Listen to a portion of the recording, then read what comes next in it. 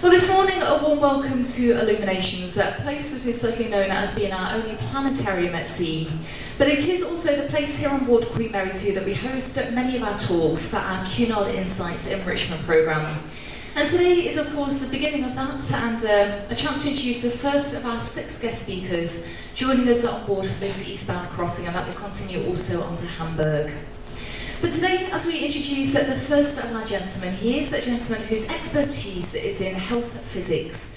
And this is a multidisciplinary science that includes facets from all of the physical sciences and also from some of the social sciences as well.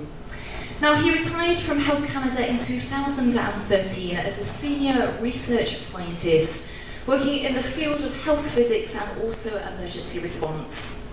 But it's published around 200 papers in the peer-reviewed scientific literature and written over 300 technical documents. But certainly a gentleman who has been presenting both to his peers and to non-technical audiences for almost 34 years now. So you're in very good hands with this gentleman this morning. But throughout the crossing, he's going to be here with a series of 4 talks. Today, starting off with a humorous look at some of those strange inventions that never caught on, and I know we've got some great talks coming up also. A pleasure to have him on board though. Can we please warmly welcome Dr. Gary H. Kramer. Thank you. Thank you very much. Good morning, ladies and gentlemen. It is a pleasure to open up the Insights lecture series. It's a pleasure to be speaking to you on Queen Mary 2. What a gorgeous ship this is. It's not my first time on this ship. We did travel on this a couple of months ago, and we were just wowed. Anybody that starts a voyage on this ship is spoiled because nothing compares to it. Well, thank you for that wonderful introduction, because you just basically said everything I was going to say about my self-introduction. I don't go through all of these points. I will just go right down to that last point, dogs, and in fact, come to my last lecture, I'm going to be speaking about dogs. The pedestrian shovel, 1924 in Paris. Now, in the early days of developing the automobile, it was, they didn't have the best brakes like we have today, so it was possible that an unwary pedestrian could cross in front of your motor vehicle and be struck, because you wouldn't be able to stop. So this very neat invention scoops up the pedestrian and carries him to safety. So that individual there is not actually going for a ride, as it looks like in here. He's supposed to have been scooped up into safety, and the car will come to a safe stop. At least that was the theory. I do love the anti-bandit bag. This was developed in the USA in 1963. And the theory behind this is if somebody comes up to snatch your bag, there is a chain pull attached to the handle that you simply pull, the bottom of the bag falls out and everything in the bag falls on the pavement. Presumably, this scares the bandit, the thief, so much that they will not pick up what fell out of the bag, they will simply run away. Is there any wonder why this is not on sale? The Hubbard electrometer.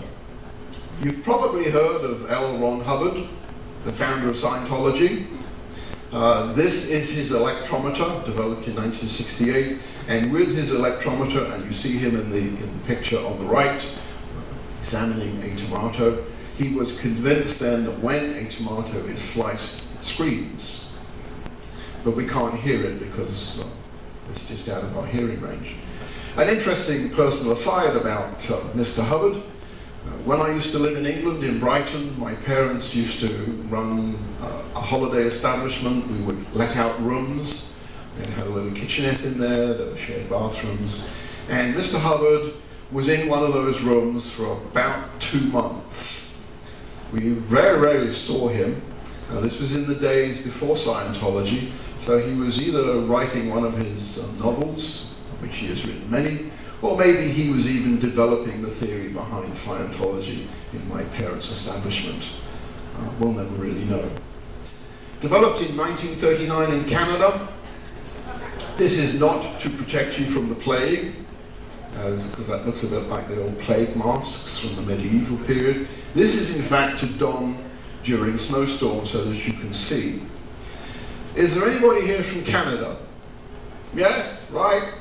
Would you wear one of these? You have two. Very good. Do tell us where you can buy. I know where you can get them. You got them on eBay, didn't you? Well, you can probably see the problems with this. You're breathing into this cone and it gets pretty cold in Canada during the winter, and I think this would fog up in no time whatsoever. On the vein of babies, 1937 in London, UK, this is the baby cage. Now, if this is not apparently obvious to you, the container for the baby is hanging out of the window over the street.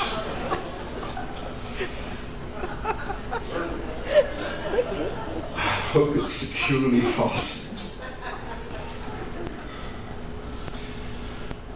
Cigarettes, 1954 in the United States.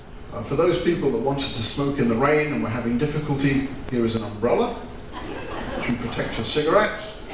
For the romantic couples, you can share that special moment with the same cigarette. And for those of you that are real nicotine freaks, you can smoke the entire pack at once in this cigarette pack holder. 1955 in the United States.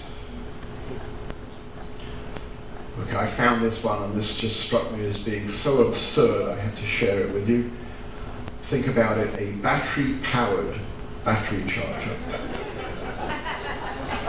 Developed originally in the United States in 1993. You may be laughing, but in 2006 Motorola reinvented the battery-powered battery charger for cell phones.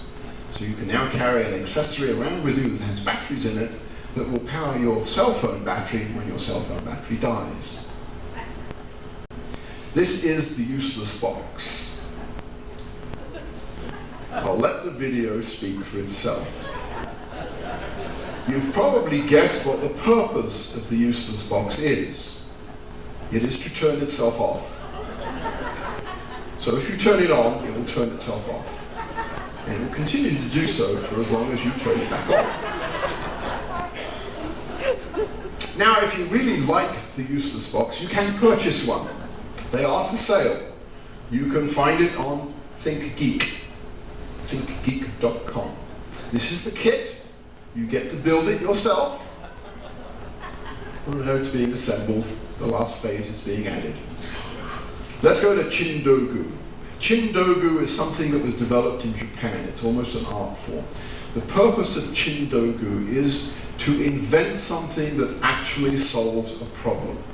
But for Chindogu to be properly Chindogu, it has to cause more problems than it solves. And this has developed somewhat into a competitive sport, if you like, in Japan. So here's our first one, napkin pants. How often have you wanted to wipe your hands on something, didn't have a tissue in your pocket, so there you are, the napkin are on your pants, just wipe your hands away. Then there is the splash mask. For those people that cannot eat properly and spill things on themselves. Personally, when I'm splashing myself, it's going on my shirt, so the splash mask for me would have to be much bigger. These are the sweep shoes. I mean, what a pain in the neck going to get that dustbin and brush, bending over on the floor and picking it up. Simply slip on the sweep shoes, go over to it and sweep it up. We have the butter stick. For those that are too lazy to go and get the butter out of the fridge, you carry this around in your purse. You've got a piece of bread that needs buttering, you whip it out of the purse and away you go. Hope it doesn't melt while it's in there. My wife could do with this. She has real problems when she has a cold. She's forever looking for a tissue. I'm thinking of getting her one of these. This is the toilet roll hat. You're never going to be without a tissue when you've got a cold. By the way, she's in the audience over there. I see I'm going to be in after this, yes. This is the baby mop. I mean, babies, they're crawling around the floor all the time. Why not get them to clean it while they're at it, right? Here is the chopstick fan for people that want to eat their food quickly, but it's too hot, so let's cool it down as we eat it. Then we have funnel glass. Now I do have problem putting things in my eyes, so these actually would be great, but you'd have to carry this around with you. This is the train nap cap. So you want to take a nap on the train, you affix the plunger to the window there, so it doesn't move. You put the hat on. This sign, of course, is written in Japanese, basically says, please do not disturb, I'm sleeping. You put your head into the helmet there, and away you go. You sit on the train and take a nap. For those of you that don't want to catch your fingers when you're slicing, this is an obvious one, isn't it? You have an extra hand to help you. Then there's the umbrella tie. My wife is always looking for an umbrella when we go out, so I'm thinking of getting her one of these so she can give it to me to wear. So we'll always have an umbrella with us. Now ladies, if you're going out with that boring date, you absolutely have to get one of these. These are the earplug earrings, guaranteed to prevent you listening to any boring conversations you may have to. Alright, let's move to pets now. For those of you who have difficult pets, you absolutely have to get the dog restrainer, developed in 1940. I couldn't find out where this was developed. So as you can see, this is just a set of tongs for you to hold your dog, stop it wriggling. Anybody got a dog? You'll know how impossible this is. Alright, let's move to war now. Some wacky inventions in war. This is an unfortunate one. This is Franz Reichlich. 1912 Germany, he developed a parachute jacket so he could fly. He was ahead of his time. He had his first experiment set up with lots of cameras so that we could witness his wonderful success. And so he is probably worthy of one of the first Darwin Awards because he didn't test it before he jumped off the Eiffel Tower. This is him plunging to his death, unfortunately. And let's finish off with the pigeon bomb. 1942, the Americans figured out that they could put a pigeon in the nose cone here, and they could teach the pigeon how to actually operate the bomb. And this is the assembled pigeon bomb. There's a pigeon in there that is guiding the bomb to the target. And that brings me to the end of Strange Inventions.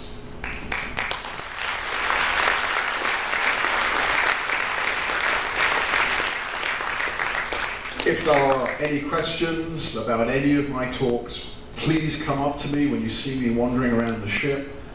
We'll be out there, we have fun on the ship, so we're everywhere. If you see me anywhere, please don't hesitate, come talk to me. I'd love to talk to you. It doesn't really matter what my wife and I are doing.